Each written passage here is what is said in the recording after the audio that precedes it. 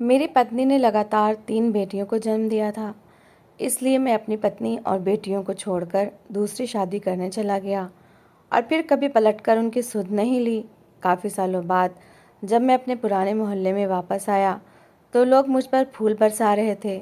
हर कोई मेरा सम्मान कर रहा था। मैं ये देखकर दंग रह गया कि इन्हें क्या हुआ है। तभी किसी ने कहा कि आपकी बेटी ने आईपीएस की परीक्षा पास की है। ये सुनकर गर्व से मेरा सीना चौड़ा हो गया और जैसे ही मैं बेटी के पास पहुंचा, ये देखकर दंग रह गया कि मैं आज ही उस गली की ओर मुड़ा था। न जाने कितने वर्षों बाद मैं इस गली में आया था, जिस गली से मैंने बहुत पहले खुद को दूर कर लिया था। इस गली के मोड़ पर जो घर था, उस घर में मैंने अपनी पत्नी और अपनी 3 बेटियों को छोड़ा था। कारण केवल यही था कि मुझे बेटा चाहिए था, परंतु एक के बाद एक बेटी ही होती चली गई और फिर जब 3 बेटियां हो गईं तो मेरा धैर्य जवाब दे गया और मैं अपनी पत्नी और अपनी बेटियों को अकेला छोड़कर बिना कुछ कहे सुने इस घर से चला गया। लेकिन आज जब मैं इस गली में मुड़ा तो अचानक ग्लानि और लज्जा ने मुझे घेर लिया। न जाने कैसे मैं अपने घर जाऊंगा, कैसे अपनी बेटियों से नज़रें मिलाऊंगा, कुछ समझ नहीं आ रहा था। आंखों के सामने जैसे धुंध छा गई थी, एक एक कदम जैसे भारी था। कुछ समझ नहीं आ रहा था कि क्या करूं। अभी मैंने 2 कदम ही उठाए थे कि मुझे किसी ने आवाज़ दी। ये हमारा कोई पुराना पड़ोसी था। मैंने उसकी ओर देखा तो वह मुस्कुराता हुआ मेरी ओर बढ़ा और कहने लगा, अरे रमेश जी, कैसे हैं आप? स्वास्थ्य कैसा है? आपकी बेटियां बताती रहती हैं आपके बारे में कि आप बाहर व्यवसाय के सिलसिले में रहते हैं। अरे आपने तो बताया ही नहीं कि आप आज आ रहे हैं, वरना हम सब लोग आपके स्वागत के लिए खड़े होते। वो बहुत प्रसन्नता और आत्मीयता से बोला था। मुझे आश्चर्य हुआ। मैं ना समझी की स्थिति में उसे देखने लगा। मैंने कहा, क्या मतलब है आपका? मैं कोई तीर्थ यात्रा से थोड़ी ना वापस आ रहा हूँ कि मेरे लिए फूलों की माला लेकर लोग खड़े होते। तो वो मुस्कुराता हुआ कहने लगा, जिसकी आप जैसी बेटियां हों उसका हर दिन समझिए गंगा स्नान और पुण्य के समान ही है। मुझे हैरत हुई, वो मेरी बेटियों के बारे में क्या बोल रहा था, यहाँ क्या चल रहा था, ये सब मुझे जानना था, पर मैं जान नहीं पा रहा था। अंत में वो मुझसे उत्साह से हाथ मिलाते हुए अचानक मेरे गले लग गया। मुझे गले लगाते हुए वो फिर उत्साह से बोला, आपकी बेटियां आपका गौरव हैं। मैंने उनसे पूछा था कि आप कब आएंगे। उन्होंने कहा था कि आप बहुत जल्द वापस आ जाएंगे, पर अभी आएंगे ये उन्होंने नहीं बताया था। बहुत जल्दी आपकी बच्चियों ने वो कर दिखाया जो आजकल के बेटे भी नहीं कर पाते। मेरे विचार से आपको अपनी बेटियों पर गर्व करना चाहिए और निश्चिंत ही आपको अपनी बेटियों पर गर्व होगा।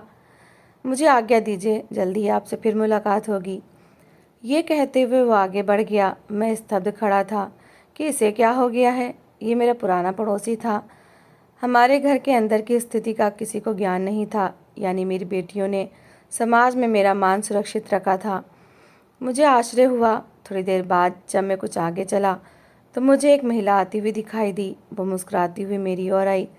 उसे देखते ही मैं पहचान गया। ये तो वही थी जो मेरी पत्नी के साथ घर के कामों में सहायता कर दिया करती थी। जब भी मेरी पत्नी का स्वास्थ्य बिगड़ता, तब ये महिला आकर उसके साथ रहती और उसकी सेवा करती। मैं इसे कैसे भूल सकता था। वो मेरी ओर बढ़ी और कहने लगी, अरे भाई साहब, आप कैसे हैं? बहुत समय बाद आपको देखा है। अरे भाई साहब, मैं तो कहती हूँ कि आप बड़े भाग्यशाली पिता हैं, जिन्हें सलोनी और ईशा जैसी बेटियाँ मिली। आप जानते हैं, ऐसी बेटियाँ तो ईश्वर भाग्य वालों को ही देता है। ऐसी ही बेटियों के लिए तो लोग व्रत रखते हैं और मन्नतें मांगते हैं। आपकी बेटियां तो सचमुच लक्ष्मी का रूप हैं। मेरे चेहरे पर जो ये संतोष है और मैं जिस घर में जिस छत के नीचे सुरक्षित रह रही हूँ, ये सब आपकी बेटियों के कारण ही संभव हुआ है। मैंने सोचा था कि आप जब आएंगे तो मैं आपको बहुत बधाई दूंगी कि आपकी बेटियां कितनी सुशील और गुणी हैं। निश्चिंत ही ये आपके किसी पिछले जन्म के अच्छे कर्मों का फल है। अभी मैं अपने घर जा रही हूँ। लौटते समय आपके घर होती चलूँगी, क्योंकि मुझे बेटियों से भी कुछ बात करनी है। ये कहते हुए वो महिला अपने रास्ते पर चली गई, जबकि मैं हैरान खड़ा था। यहाँ हर मिलने वाला व्यक्ति क्यों मुझसे इतनी शालीनता से मिल रहा था? क्यों सभी लोग मुझे बधाई दिए जा रहे थे? क्यों मेरी बेटियों को लोग ईश्वर का वरदान समझ रहे थे? ये तो वही बेटियां थीं जिन्हें मैंने बोझ समझकर छोड़ दिया था। मैं तो उन्हें बोझ मानता था, आश्रय भी था और आत्मग्लानि भी बहुत थी। कुछ समझ नहीं आ रहा था। मैं भारी कदमों से अपने घर तक पहुंचा। घर वही था, पर घर की सीमा बदल चुकी थी। दीवार पर सुंदर रंग था, द्वार के बाहर सुंदर फूल लगे थे। अंदर का दृश्य तो शायद कुछ और ही होगा। कभी साहस जुटाता कि जाऊं और देखूं मेरी बेटियां कैसी हो गई हैं। 15 साल बाद आज मैं वापस आया हूं। मेरी बेटियां न जाने क्या कर रही हैं। ऐसा कौन सा काम है जिसने उन्हें इतना सम्मानित बना दिया है। मिलने वाला हर व्यक्ति इतनी श्रद्धा से मुझे देख रहा है, तो मेरी बेटियों का कितना आदर करता होगा। चकित और व्याकुल होकर मैं अपने घर पर आया। दरवाजे का रंग भी बदल चुका था, बल्कि यूं कहें कि घर ही बदल गया था। बस गली वही थी, घर पूरी तरह बदल चुका था। कुछ देर वहां खड़े रहने के बाद मैंने साहस बटोर कर घंटी बजाई। घंटी तुरंत बज उठी। अंदर से एक अत्यंत कोमल स्वर मेरे कानों में पड़ा। कौन है? मैं चुप रहा। कैसे उत्तर देता कि मैं इस घर का मुखिया हूँ? कैसे कहता कि मैं वही हूँ जो तुम लोगों को अकेला छोड़ गया था? आवाज़ से तो लग रहा था कि ये मेरी किसी बेटी की आवाज़ थी, पर मुझे ये समझ नहीं आ रहा था कि ये मेरी कौन सी बेटी है।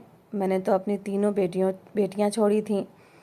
अब ना जाने ये कौन सी बेटी थी जो मुझे कौन है कहकर पुकार रही थी। मैं शांत रहा तो फिर किसी ने पूछा, दरवाजे पर कौन है? अगर आपकी कोई समस्या है तो बाहर थोड़ा प्रतीक्षा करें। दीदी अभी बाहर आएंगी तो आपकी बात सुन लेंगी। फिर जो हो आप उन्हीं से बात कीजिएगा। अंदर से फिर आवाज़ आई तो मैंने दोबारा घंटी बजाई। घंटी बज उठी। इस बार अंदर से कुछ गुस्से में आवाज़ आई और साथ ही दरवाज़ा खुल गया। वो कह रही थी, कौन है आप? कब से कह रही हूँ कि घंटी मत बजाओ। अभी दीदी आकर आपकी बात सुन लेंगी ना। उसने दरवाज़ा खोलते हुए झुंझलाकर कहा। तो सामने मुझे देखकर वो स्तब्ध रह गई। मेरी आंखों में आंसू थे। ये मेरी सबसे छोटी बेटी थी, पायल। कितनी बड़ी हो गई थी। बस उसका चेहरा मुझे वैसा ही दिखाई दिया जैसा बचपन में था। अब तो वो ईश्वर की कृपा से कितनी बड़ी हो गई थी और उसके कंधे पर रखा हुआ दुपट्टा उसकी शालीनता को और बढ़ा रहा था। मैं भावुक होकर आगे बढ़ा और उसका सिर अपने सीने से लगा लिया। वो घबरा गई और तुरंत मुझसे पीछे हटी और कहने लगी, आप कौन हैं और इस प्रकार मुझसे क्यों मिल रहे हैं? मैं दीदी को बुलाती हूँ। ये कहते हुए उसने अपनी दीदी को पुकारना शुरू कर दिया। कुछ ही देर में मैंने एक युवती को देखा जो बाहर निकली। वो पुलिस की वर्दी में थी। वो उस वर्दी में अत्यंत तेजस्वी लग रही थी। उसे देखकर मैं चुप रह गया। ये मेरी सबसे बड़ी बेटी थी, ईशा। उसकी वर्दी पर उसका नाम लिखा था। उसके नाम की पट्टिका देखकर मेरे आंखों से आंसू बहने लगे, जबकि वो मुझे तीखी नज़रों से देखकर कहने लगी, पायल, मैंने तुमसे कहा था कि बिना परिचय के किसी को भी अंदर मत आने देना और ना ही उनसे कोई बात करना, और तुम इन महाशय को यहाँ तक ले आई हो।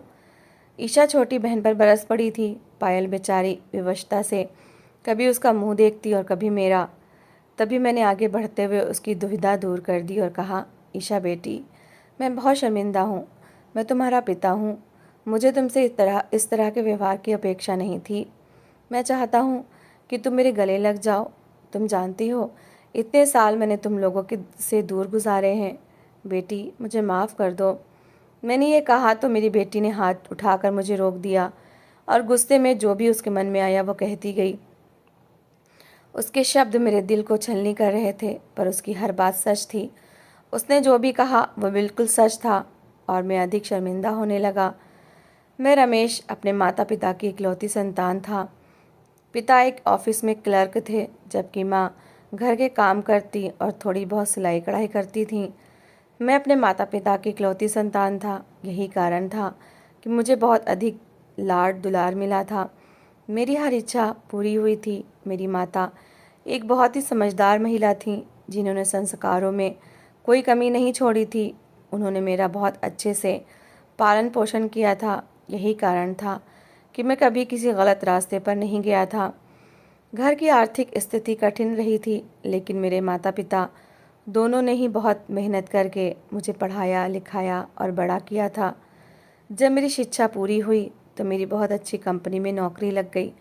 अब हमारा खान पान और रहन सहन बहुत संपन्न हो गया था। किसी चीज़ की कोई कमी नहीं थी। मैं अपने जीवन में सुखी था। इसी समय मुझे अपने साथ पढ़ने वाली एक लड़की माया से प्रेम हो गया। जब मैं सेटल हुआ तो मैंने सबसे पहले अपनी माँ को माया के घर शादी के प्रस्ताव लेकर भेजा।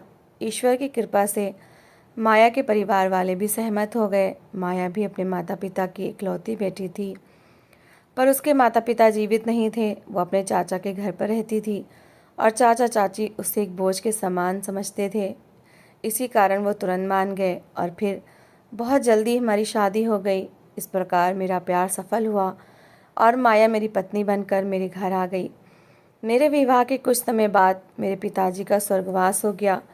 तब मेरा जीवन बहुत सी आपदाओं से घिर गया। अब घर की जिम्मेदारी मुझ अकेले पर आ गई थी। माँ पिताजी के अचानक चले जाने से बहुत दुखी रहने लगी थीं। मुझे कुछ सूझ नहीं रहा था कि क्या करूं। पिताजी के निधन के कुछ समय बाद माँ बहुत अस्वस्थ रहने लगी थीं। फिर अचानक एक दिन माया का स्वास्थ्य बिगड़ गया। मैंने डॉक्टर को बुलाया तो उन्होंने ये शुभ समाचार दिया कि मैं पिता बनने वाला हूँ। इस समाचार से मैं बहुत खुश हो गया। मैं दौड़कर माँ के पास गया। माँ को जब ये बताया तो वो भी बहुत खुश हुई। वो पिताजी के शोक को भूलकर मेरी इस खुशी में विभोर हो गईं। बार बार ईश्वर का धन्यवाद करती और कहती, प्रभु की दया है, मैं अपने पोते पोतियों को अपनी गोद में खिलाकर जाऊंगी। मेरे लिए ये बड़े सौभाग्य की बात है। तुम्हारे पिताजी की आत्मा वहाँ स्वर्ग से मुझे देखेगी और खुश होगी। देखना, मैं तुम्हारे बच्चों को देखने के बाद ही जाऊंगी। मैं तो ईश्वर से यही प्रार्थना करती थी कि मैं पोता पोती का सुख देखकर ही प्राण त्यागूं, और अब भगवान ने मेरी ये इच्छा भी पूरी कर दी। मैं माँ की बातें सुनता तो और ज़्यादा खुश हो जाता, और अब वो भी अपनी बीमारी से ऐसे उठ खड़ी हुई थीं जैसे उनमें जीने की नई उमंग आ गई हो। मेरे होने वाले बच्चे के लिए दिन रात कपड़े सिलती, कभी बाज़ार से कुछ चीज़ें ले आती। दिन रात वह अपने पोते को खिलाने की मनोकामनाएं करती। न जाने वो 9 महीने उन्होंने कैसे गुजारे थे। फिर वो घड़ी आ ही गई जिसकी मेरी माँ को प्रतीक्षा थी। मेरी पत्नी को लेबर रूम में ले जाया गया। मैं और मेरी माता बाहर प्रतीक्षा करने लगे। माँ के हाथ में जब माला थी, जबकि मैं व्याकुलता में इधर उधर टहल रहा था। मुझे जल्दी ही नए मेहमान का समाचार सुनना था और मेरी माँ को अपने पोते को अपनी गोद में खिलाना था। 2 घंटे बाद जब डॉक्टर बाहर आई तो मैं उनकी ओर लपका। मैंने पूछा, डॉक्टर साहिबा, मेरी पत्नी कैसी है? वो ठीक तो है? बच्चा कैसा है? मैंने कई सवाल एक साथ कर दिए। डॉक्टर ने मंद मुस्कान के साथ कहा, आपको बहुत बहुत बधाई हो। आपके घर लक्ष्मी का आगमन हुआ है। आपकी पत्नी का स्वास्थ्य भी ठीक है और बच्चे भी स्वस्थ है। आपको बहुत बहुत शुभकामनाएं। ये कहकर वो आगे बढ़ गईं, जबकि बेटी शब्द सुनते ही मेरे पाँव वहीं जम गए। मुझे हमेशा से बेटे की लालसा थी। बस यही एक अभिलाषा थी कि मेरा बेटा होगा। पर आज जब बेटी हुई तो मुझे बिल्कुल भी खुशी नहीं हुई। लेकिन मेरी माँ बेटी के जन्म पर बहुत खुश थी। कहने लगी, अरे तू चुप क्यों हो गया? क्या तुझे खुशी नहीं हुई? तू अब पिता बन गया है। अरे हट, मुझे जाकर देखने दे, बिटिया कैसी है, माया कैसी है। ये कहते हुए माँ खुशी खुशी अंदर चली गई, जबकि मैं बाहर बैठा यही सोचता रहा कि मुझे बेटे का सुख क्यों नहीं मिला। मेरी माँ बहुत खुश थी, पत्नी भी बहुत खुश थी। मैंने भी अपने चेहरे पर एक झूठी मुस्कान सजा ली। अस्पताल से छुट्टी मिलने पर मैं अपनी बेटी, पत्नी और माँ को साथ घर लाया। घर खुशियों से भर गया। मेरी माँ अपनी पोती को प्यार करते हुए निहाल हो रही थी। मेरी पत्नी भी बहुत खुश थी। उन दोनों को इस तरह देखकर मैं भी खुश हो गया। पर दिल में बेटे की इच्छा अभी भी थी। मैं चाहता था कि बेटा हो, पर इस विचार को मैंने अगली बार के लिए टाल दिया। माँ का कहना था कि इस बार बेटा नहीं हुआ तो क्या हुआ, अगली बार हो जाएगा। यही सोचकर मैं भी शांत रहा। इसी तरह दिन बीतने लगे। सब कुछ सामान्य रूप से चलने लगा। धीरे धीरे मेरी बेटी ईशा बड़ी होने लगी। वो 2 वर्ष की हुई तो एक बार फिर घर में उत्साह का वातावरण बन गया, क्योंकि अब मेरी पत्नी दूसरी बार माँ बनने वाली थी। इस बार मुझे पूरा विश्वास था। मन ही मन मैंने ये धारणा बना ली कि इस बार बेटा ही होगा। लेकिन इस बार भी बेटी ही हुई, जिसका नाम सलोनी रखा गया। मेरी माँ जीवित थी। उन्होंने मुझे धैर्य बंधाए रखा। यही कारण था कि मैंने माया को कभी इस बात के लिए उलाहना नहीं दिया कि तुमने अभी तक मुझे बेटे का सुख नहीं दिया है। क्योंकि माँ ने मुझे ऐसा कहने का कभी अवसर ही नहीं दिया। लेकिन दूसरी बेटी के जन्म के 6 महीने बाद अचानक मेरी माँ का देहांत हो गया, जिससे मैं पूरी तरह टूट गया। अब मेरा घर में मन नहीं लगता था, ना जाने क्यों मेरा दम घुटने लगता था। लेकिन इस संकट में भी मेरी पत्नी ने मेरा साथ नहीं छोड़ा। वो निरंतर मेरी सेवा में लगी रही। कुछ समय बाद जब वो फिर से गर्भवती हुई तो मैं जैसे एक बार फिर से उत्साहित हो गया। मुझे लगा जैसे अब मेरी मनोकामना पूर्ण होने वाली है। प्रभु का नाम लेकर मैंने ये 9 महीने बड़ी उत्सुकता से गुजारे। लेकिन इस बार भी जब बेटी हुई तो मैं चिढ़ गया। जिस मोहल्ले में मैं रहता था, अब वो वातावरण ही मुझे काटने को दौड़ने लगा। जैसे ही तीसरी बेटी पायल और पत्नी को घर लाया, मेरा मन अशांत हो गया। 5 साल की बड़ी बेटी ईशा पापा पापा कहकर मेरे पीछे घूमती थी, पर मुझे वो बिल्कुल भी अच्छी नहीं लगती थी। कुछ दिन तो मैं उनके साथ ठीक रहा, पर फिर मैंने अपनी पत्नी को छोटी छोटी बात पर ताने देना शुरू कर दिया। बेटियों को प्रताड़ित करने लगा और मेरा व्यवहार पूरी तरह बदल गया। मुझे कुछ भी अच्छा नहीं लगता था। ऐसे में मेरे ऑफिस में काम करने वाली एक महिला मुझे बहुत अच्छी लगने लगी। वो भी मुझसे शादी के लिए सहमत थी, पर उसकी शर्त थी कि मैं पहले अपना घर परिवार छोड़ दूं, अपनी बेटियों और पत्नी को छोड़ दूं। और वैसे भी अब मुझे उनसे कोई मोह नहीं रह गया था। मुझे बेटा चाहिए था, जो माया मुझे नहीं दे सकी थी। मैं अपनी पत्नी से ये कहते हुए घर से निकल गया कि तुम मुझे एक बेटा तक न दे सकी, इसलिए अब मेरा तुम्हारे साथ रहना संभव नहीं है। मुझे चले जाना चाहिए, मैं दूसरी शादी कर रहा हूँ। और ये कहकर मैं वहाँ से चला गया। मैंने दूसरा घर बसाया, दूसरा विवाह किया और वहीं रहने लगा। विधि का विधान ऐसा हुआ कि उस पत्नी से मुझे बेटा प्राप्त हुआ और मैं बहुत खुश था। जीवन बहुत सुखद बीत रहा था। लेकिन धीरे धीरे मेरी उस पत्नी के व्यवहार में बदलाव आने लगा। जैसे जैसे मेरा बेटा बड़ा होता गया, वैसे वैसे मेरी पत्नी भी मुझसे दूर होती गई। जब मेरा बेटा 14 साल का हुआ तो मेरी पत्नी ने छल से घर के पेपर्स पर मेरे हस्ताक्षर करवा लिए। मेरी नौकरी भी चली गई क्योंकि मैं रिटायर हो चुका था। मेरी आर्थिक स्थिति भी ख़राब हो गई क्योंकि मैं एक प्राइवेट कंपनी में नौकरी करता था। मेरी पेंशन का भी कोई प्रावधान नहीं था। जब मैं अपनी पत्नी के लिए बेकार और नकारा हो गया तो उसने अपने बेटे को साथ मिला लिया और मेरा बेटा भी मुझसे ज़्यादा स्नेह नहीं रखता था। जब उन दोनों का मतलब पूरा हो गया तो उन्होंने मुझे घर से निकाल दिया। अब मुझे सूझ नहीं रहा था कि कहाँ जाऊँ और कहाँ ना जाऊँ। दर दर की ठोकरें खाने के बाद मुझे माया और अपनी बेटियों की याद आई। पर आज मैं बहुत शर्मिंदा था। मुझे पता था कि मेरी बेटियाँ और मेरी पत्नी माया वहीं होंगी जहाँ मैं उन्हें छोड़कर गया था। अपनी पत्नी और बेटियों को छोड़ने के बाद मैंने कभी उनका समाचार तक नहीं लिया था। जब मैं उस मोहल्ले में पहुंचा तो लोग बहुत आदर से मिलने लगे। जब मैं अपने घर पहुंचा, मेरी बेटी ने दरवाज़ा खोला और जब अपनी बड़ी बेटी को पुलिस वर्ग की वर्दी में देखा तो मेरे आश्चर्य की सीमा न रही। मेरी बड़ी बेटी मुझे स्वीकार करने के पक्ष में नहीं थी, पर मेरी दोनों छोटी बेटियां जैसे मेरी ही प्रतीक्षा में थीं। उनकी आंखों में आंसू भर आए। वो दोनों दौड़कर मेरे गले लग गईं। उनका कहना था कि वो जीवन भर पिता के प्रेम के लिए तरसती रहीं। मैंने जब उन तीनों से माफ़ी मांगी तो ईशा का दिल भी पिघल गया। वो भी मेरे सीने से आ लगी। अभी मैं अपनी बेटियों से मिल ही रहा था कि मैंने एक बूढ़ी औरत को देखा जो बड़ी कठिनाई से ख़ुद को यहाँ तक ला रही थी। वो कोई और नहीं, मेरी पत्नी माया ही थी। इतने सालों के बाद उसे इस अवस्था में देखकर मुझे बहुत शर्म आई। मैंने उससे माफ़ी मांगी, पर वो चुप रही। फिर कहने लगी, मैं तुमसे कहती थी ना रमेश कि बुढ़ापे का सहारा बेटा नहीं बल्कि बेटियां होती हैं, और जिन बेटियों को इंसान बोझ समझता है वही बेटियां भविष्य में इंसान को इस सत्य से परिचित कराती हैं जो उसे समझ नहीं आता कि बेटियां भी बेटों की जिम्मेदारी निभा सकती हैं। अब देखो, मेरी एक बेटी वकील है तो दूसरी पुलिस अधिकारी। अब तो तुम्हें ये समझ आ गया होगा कि बेटियां भी बहुत कुछ कर सकती हैं। सबसे छोटी को मैं डॉक्टर बना रही हूँ। मैं नहीं चाहती थी कि मेरी बेटियाँ मेरी तरह जीवन व्यतीत करें। मैं चाहती हूँ कि वो आत्मनिर्भर हों। अगर कोई उन्हें छोड़ दे तो वो उसके भरोसे बैठी ना रहें।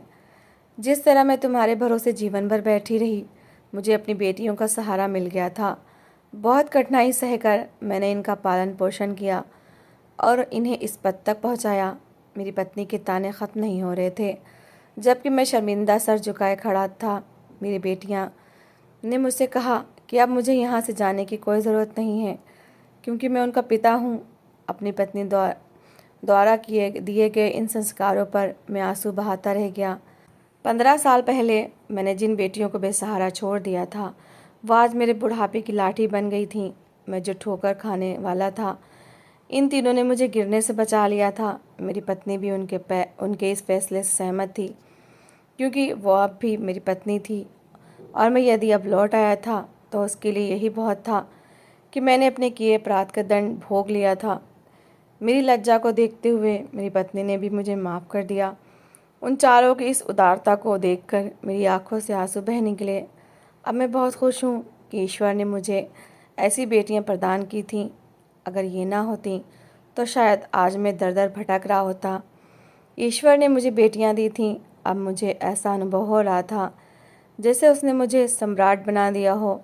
मेरी बेटियाँ मेरा साथ पाकर बहुत खुश थीं, और उनके चेहरे की इस मुस्कान का कारण मैं था। मुझे इससे अधिक और क्या चाहिए था। निश्चित रूप से मैं अब भी शर्मिंदा हूँ, पर ये चारों मुझे माफ़ कर चुकी हैं। ईश्वर के आगे मैं अब भी अपने कर्मों की माफ़ी मांगता हूँ कि मैंने अपनी बेटियों को किस मोह में आकर छोड़ा था। इंसान को कभी भी ये मानकर बेटियों को नहीं छोड़ना चाहिए कि वो बोझ होंगी, और ये विचार कि केवल बेटा ही सब कुछ होता है पूरी तरह गलत है। ये केवल हमारे मन का भ्रम है। सच तो ये है कि बेटा बेटी दोनों ही समान होते हैं। बेटियां यदि घर की लक्ष्मी और सुख शांति का आधार हैं, तो पुत्र घर का गौरव और भविष्य की आशा होते हैं। संतान चाहे लड़के के रूप में हो या लड़की के, दोनों ही प्यार और अच्छे संस्कारों के अधिकारी हैं, क्योंकि यही वो संबंध हैं जो निस्वार्थ प्रेम का आधार बनते हैं। अगर संस्कार अच्छे हों तो चाहे बेटा हो या बेटी, उनसे घर स्वर्ग बन जाता है। तो दोस्तों, इस कहानी को लेकर आपकी क्या राय है, कमेंट बॉक्स में ज़रूर बताएं। और अगर आपको हमारी आज की कहानी अच्छी लगी हो तो प्लीज़ इसे लाइक ज़रूर करें। अगर आपने अभी तक हमारे चैनल को सब्सक्राइब नहीं किया तो ज़रूर कर लीजिए। तो मिलते हैं ऐसी ही एक और मोटिवेशनल कहानी के साथ। Thanks for watching.